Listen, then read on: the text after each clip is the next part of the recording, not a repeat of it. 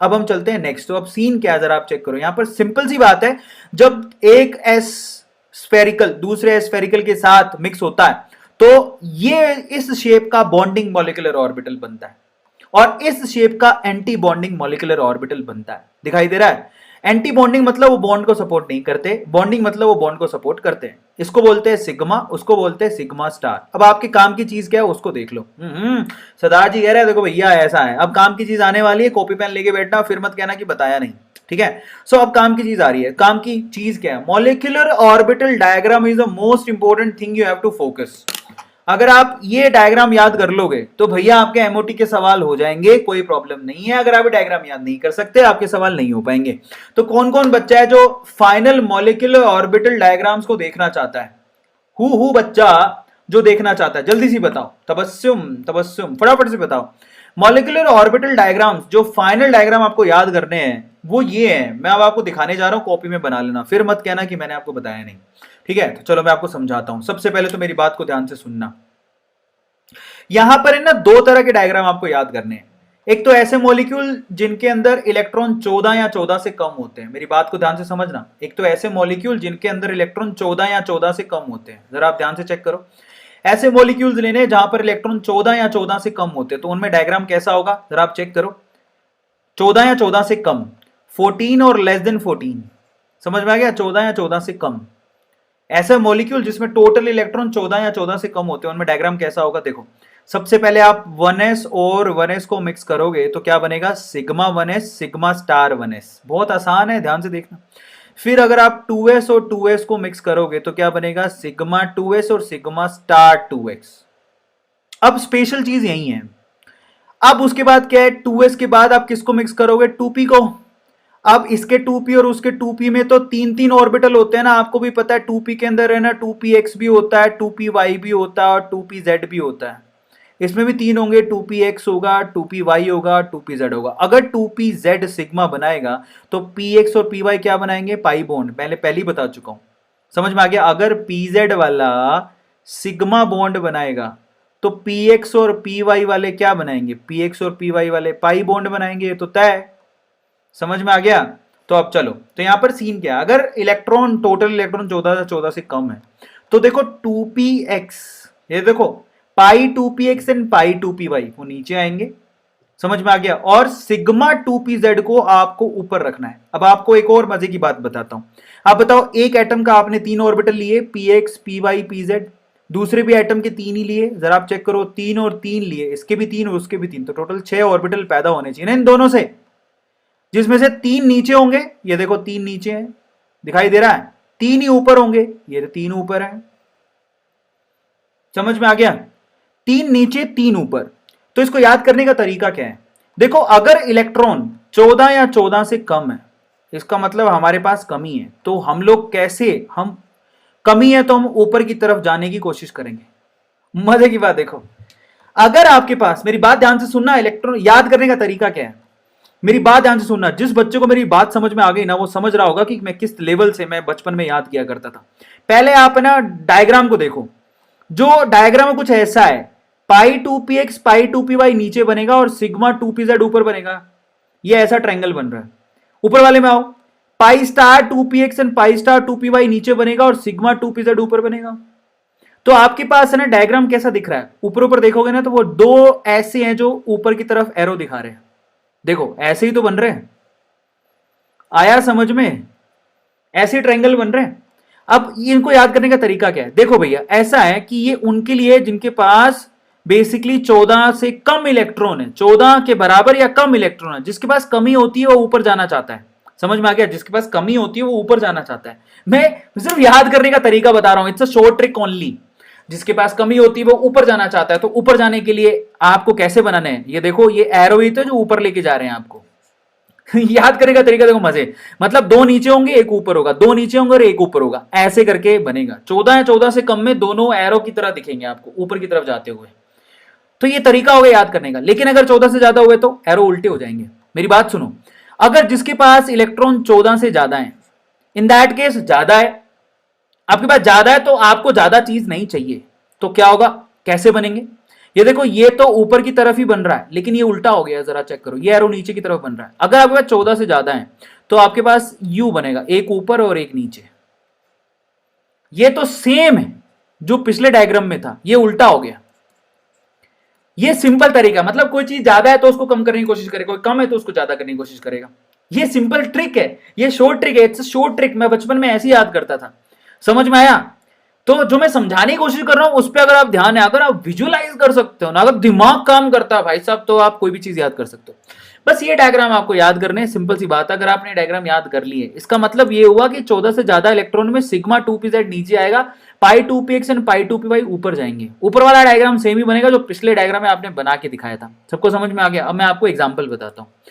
चलो एक और बात बताता हूं, मेरी बात ध्यान से समझना। मेरी बात क्या है, आप एमओटी के थ्रू क्या क्या कर सकते हो? आप एमओटी से बॉन्ड ऑर्डर निकाल सकते हो, बॉन्ड लेंथ निकाल सकते हो, मैग्नेटिक नेचर भी निकाल सकते हो। मतलब एमओटी की मदद से आप ये 3 चीजें निकाल सकते हो।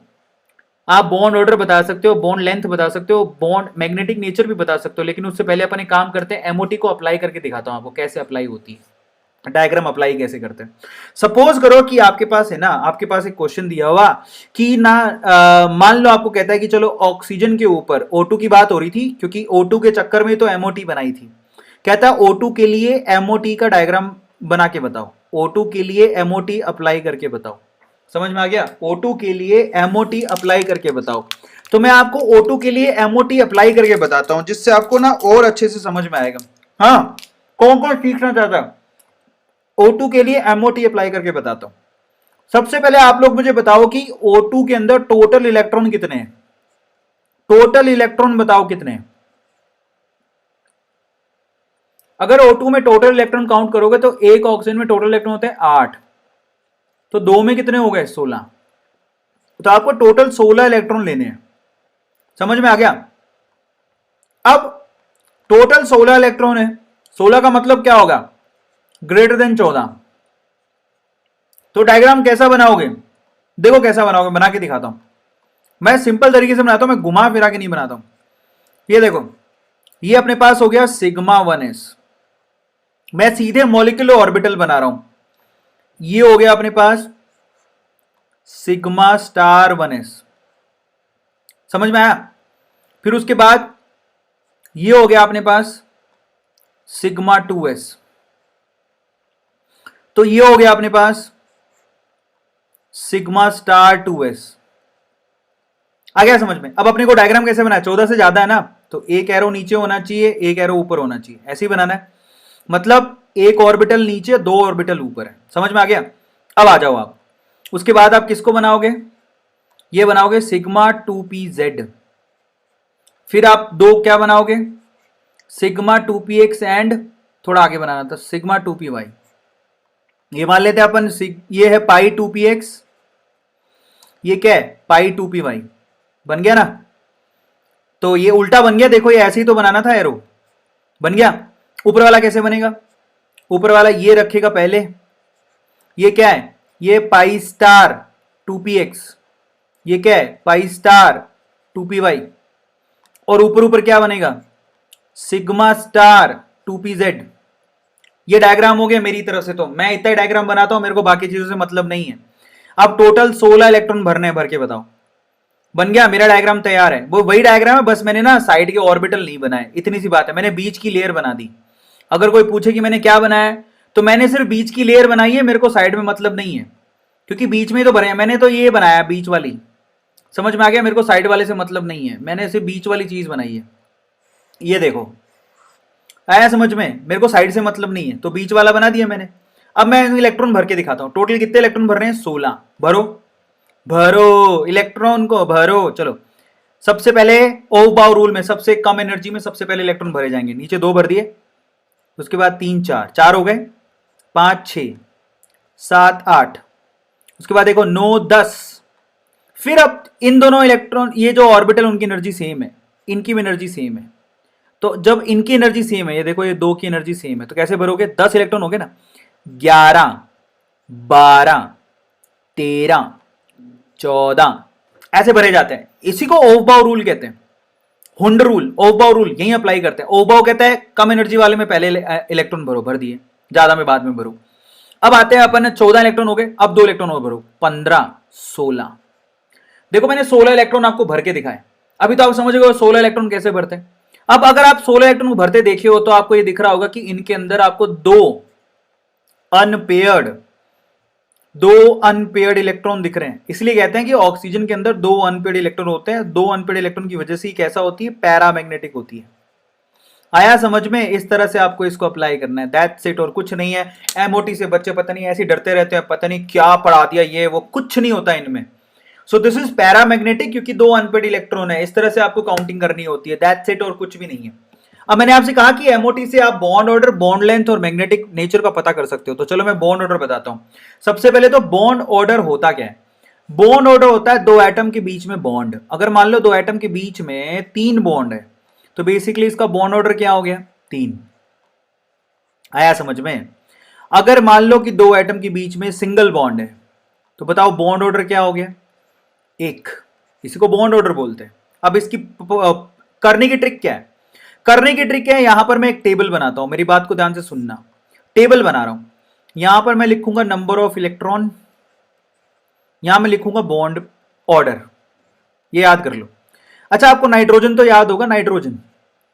आप मुझे बताओ कि नाइट्रोजन के अंदर N2 में टोटल इलेक्ट्रॉन कितने होते हैं, 14। और आपको यह भी पता है कि नाइट्रोजन टू नाइट्रोजन बॉन्ड कितना होता है, 3। बॉन्ड ऑर्डर कितना होता है, 3। तो बस यहीं से शुरू करेंगे अपन। जब आपके पास टोटल इलेक्ट्रॉन 14 हो, टोटल नंबर ऑफ इलेक्ट्रॉन 14 हो, ठीक है, जब आपके पास टोटल नंबर ऑफ इलेक्ट्रॉन 14 हो तो बॉन्ड ऑर्डर कितना होगा, 3। बस यही हमारे पास ट्रिक है। अब ऊपर जाओ चाहे नीचे जाओ, 0.5 एक एक इलेक्ट्रॉन से 0.5 में चेंज करते रहना। कैसे, मैं समझाता हूं। अगर मान लो आपके इलेक्ट्रॉन हो गए 14 से 13, टोटल इलेक्ट्रॉन निकल के आ रहे हैं 13, तो बॉन्ड ऑर्डर होगा 2.5, 0.5 से घटा दो। अगर टोटल इलेक्ट्रॉन हुए 12 तो बॉन्ड ऑर्डर होगा 2। अगर टोटल इलेक्ट्रॉन हुए 11 तो बॉन्ड ऑर्डर होगा 1.5। अगर टोटल इलेक्ट्रॉन हुए 10 तो बॉन्ड ऑर्डर होगा 1। अब नीचे आ जाओ, ऊपर की तरफ हो गया, नीचे की तरफ आ जाओ। अगर टोटल इलेक्ट्रॉन हुए 15 तो बॉन्ड ऑर्डर होगा 2.5। अगर हुए 16 तो हुआ 2। अगर हुए 17 तो हुआ 1.5। अगर हुए 18 तो हुआ ये 1। ये टेबल याद है तो आपकी बल्ले बल्ले, आपको किसके अलावा कुछ याद करने की जरूरत नहीं है। तो ये बॉन्ड ऑर्डर हो गया, समझ में आया? अब बात करते हैं बॉन्ड लेंथ की। देखो भैया ऐसा है, अगर मैं 2 एटम के बीच में बोलूं कि सिंगल बॉन्ड है, और 2 एटम के बीच में बोलूं कि डबल बॉन्ड है, और 2 एटम के बीच में बोलूं कि ट्रिपल बॉन्ड है, तो आप लोग मेरी बात बताओ, यहां पर बॉन्ड ऑर्डर कितना है, 1। यहां पर कितना है, 2। यहां पर कितना है, 3। आपको यह भी पता है कि जैसे जैसे बॉन्ड, नंबर ऑफ बॉन्ड बढ़ते रहते हैं, बॉन्ड की लेंथ कम होते रहती है। बेसिकली तो यहां से मतलब क्या निकला कि जो बॉन्ड लेंथ है वो एंटी प्रोपोर्शनल है बॉन्ड ऑर्डर के। आया समझ में? बॉन्ड ऑर्डर बढ़ेगा तो बॉन्ड लेंथ घटने लगती है, कहानी खत्म। सबको समझ में आ गया? वो तो दिख ही रहा है। अब आते हैं मैग्नेटिक नेचर पर। मैग्नेटिक नेचर का मतलब क्या होता है कि भैया अगर किसी के पास सारे के सारे पेयर्ड इलेक्ट्रॉन है, सारे के सारे पेयर्ड इलेक्ट्रॉन है, तो वो क्या होगा, वो पेयर्ड इलेक्ट्रॉन के साथ डायामैग्नेटिक होगा। कैसा होगा, डायामैग्नेटिक। ट्रिक बताऊंगा सीधे। और अगर किसी के पास एक भी अनपेयर्ड इलेक्ट्रॉन है, एक भी अनपेयर्ड इलेक्ट्रॉन है, तो इसका मतलब वो क्या होगा, पैरा। इतना तो सबको पता है, किसी के पास अनपेयर्ड इलेक्ट्रॉन होता है मैग्नेटिज्म के लिए अट्रैक्शन शो करता है, तो पैरा होगा, अदरवाइज वो डाया होगा। अब इसको याद करने का तरीका, हमें कैसे पता कि डाया कौन और पैरा कौन? तो सबसे पहले विल टॉक अबाउट पैरामैग्नेटिक कौन होएगा। देखो, तो पैरामैग्नेटिक के लिए भी आपको total number of electron count करने हैं। पैरामैग्नेटिक वो होगा जिसके पास total number of electron odd होंगे। ओड, ओड समझते हो क्या है? 15, 17, 9, 11, 13। साथ में इसमें 2 चीज और ऐड कर रहा हूं, जिसके पास टोटल नंबर ऑफ इलेक्ट्रॉन 16 हो। अब आप कहोगे 16 तो सर इवन नंबर है, बट ये एक्सेप्शन है। 16 नंबर वाले इलेक्ट्रॉन वाले पैरामैग्नेटिक होते हैं, जैसे कि ऑक्सीजन। और साथ में 10 टोटल इलेक्ट्रॉन वाले भी पैरामैग्नेटिक होते हैं, जैसे कि B2। B2 यानी कि बोरॉन का जो मॉलिक्यूल है वो पैरामैग्नेटिक होता है। ऑक्सीजन का मॉलिक्यूल पैरामैग्नेटिक होता है। समझ में आ गया? तो जब आपके पास total number of electron odd हो, 16 हो और 10 हो, ओड हो, 16 हो और 10 हो, स्टार लगा देता हूं, ओड हो, 16 हो और 10 हो, तो पैरा होगा।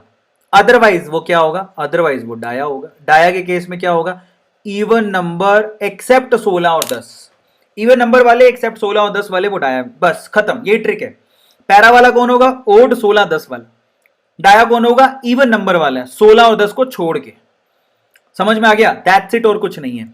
अब आप चलो एग्जांपल देते हैं, जैसे मैंने आपको N2 का एग्जांपल मैं दे चुका हूं, कैसे बनाते हैं मैं आपको सिखा चुका हूं, ये किस तरह से इलेक्ट्रॉन को भरा जाता है, that I already explained. Oxygen के केस में सिखा चुका हूं, नाइट्रोजन में आप खुद देख के सीख सकते हो, ठीक है, आप खुद से बना के देखना, तरीका मैंने आपको बता दिया बनाते कैसे।